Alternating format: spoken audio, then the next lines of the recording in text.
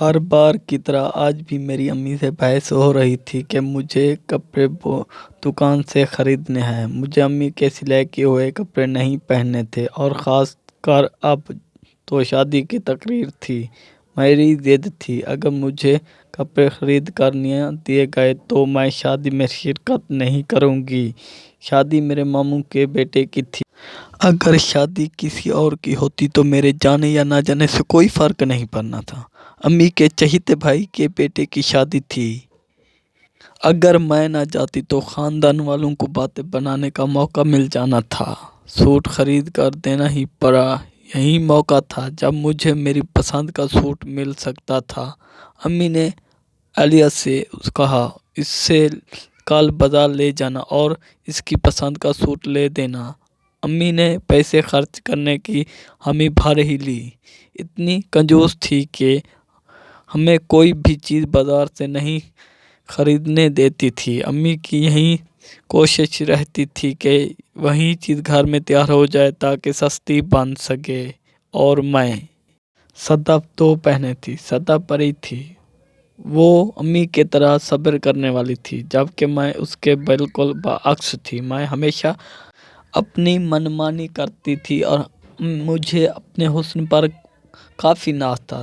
صدف کی رنگت سانولی تھی۔ امی کے ساتھ وہ کسی معاملے میں بحث نہیں کرتی تھی۔ امی جو کہتی وہ چپ چاپ مان لیتی تھی۔ آج کل صدف کی بات ماموں کے بیٹے کے ساتھ ہو رہی تھی۔ منگنی کی، یعنی سب کا یہی خیال تھا کہ صدف کی منگنی ماموں کے بیٹے سے کر دی جائے۔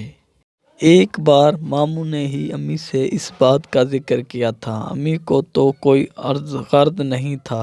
میں کل ہی صدف کے ساتھ بازار چلی گئی اور خوبصورت جوڑا اپنے لیے خرید لیا۔ جب میں نے گھر والے آ کر جوڑا پہنا تو امی بھی تعریف کرنے لگی۔ اور کل مہندی تھی۔ آج ہم لوگ ماموں کے گھر جا رہے تھے۔ ہم نے پیکنگ کل ہی کر لی تھی۔ میں نے نیا جوڑا احتیاط کے ساتھ اپنے بیگ میں رکھا تھا۔ ماموں نے اپنے بیٹے کو گار دے کر بھیجا تھا۔ سو ہم اس کے ساتھ ماموں کے گھر آ گئے۔ شادی والا دن میں نے وہی جوڑا زیب تن کیا جو میں نے اپنی پسند کا خریدا تھا۔ سب نے میری خوبصورتی کی تعریف کی۔ ہم لوگوں کی واپسی کے ایک ہفتے بعد ہوئی۔ امی اور ابو تیسرے ہی دن واپس آ گئے تھے، جبکہ میں اور صدف ایک ہفتے بعد گھر واپس آئے۔ میں نے تسلی سے اپنی ساری تصویریں دیکھی، بہت زیادہ خوبصورت لگ رہی تھی۔ شادی میں ایک اور دو لڑکوں نے میرے ساتھ فری ہونے کی کوشش کی، لیکن میں نے ان سب کو اگنور کرتی رہی۔ 3 دن بعد ماموں کے بیٹے کی کال آ گئی تھی۔ اس نے مجھے فون پر کہا، تم مجھے بہت اچھی لگتی ہو، میں تم سے شادی کرنا چاہتا ہوں۔ میں نے کہا، ماموں نے تمہارے لیے صدف کے رشتے کی بات کیا؟ اس نے کہا، اس بات کی تم فکر مت کرو، میں اپنے ابو کو منا لوں گا۔ میں نے کہا، مجھے سوچنے کا موقع دو۔ یہ کہہ کر میں نے فون بند کر لیا۔ میرے ماموں کے بیٹے کا نام شاکر تھا۔ وہ پڑھا لکھا ایک بزنس مین تھا۔ چند ہی دنوں میں اس نے اپنے بزنس کو کہاں سے کہاں پہنچا دیا تھا۔ میں نے سوچا، رشتہ تو اچھا ہے، مجھے تو پیسے سے مطلب ہے، کیونکہ میں نے اپنے گھر میں غریبی دیکھی تھی۔ اس چیز خریدنے کے لیے امی کی ڈھیروں منتیں کرنا پڑتی تھی، تب کہیں جا کر وہ چیز ملتی تھی۔ میں نے شاکر کو فون کر کے ہاں کر دی۔ وہ بہت خوش ہو رہا تھا۔ اس نے کہا، میں کل ہی امی اور ابو کو تمہارے گھر رشتے کے لیے ماموں کو بھیجوں گا۔ ماموں جیسے ہی آئے تو مجھے یہی ڈر تھا، امی میرے بجائے صدف کے رشتے کی ہاں بات کرے گی۔ وہی ہوا۔ جس ہی ماموں نے شاکر کے میرے رشتہ مانگا تو امی کہنے لگی، پہلے آپ لوگوں نے صدف کے رشتے کی بات کی تھی۔